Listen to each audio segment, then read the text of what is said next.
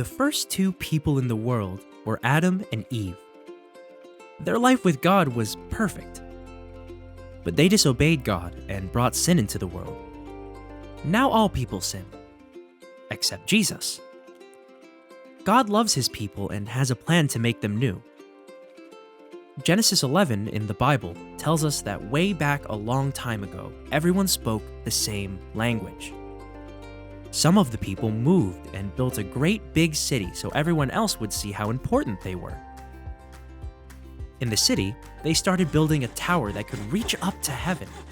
They thought, no one can stop us. They made bricks and stacked them higher and higher.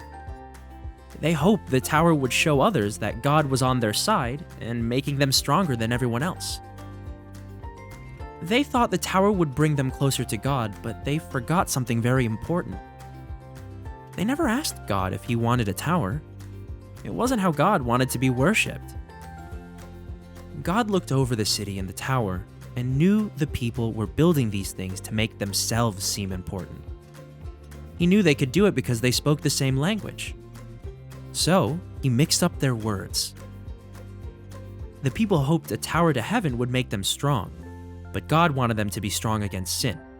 They needed him because he's the only one who can make sin go away. So, he scattered the people from the city to different parts of the world. The city with the tower was called Babel because it was the place where God confused their languages. God knew that one day, people from all over the world who spoke different languages would worship him together.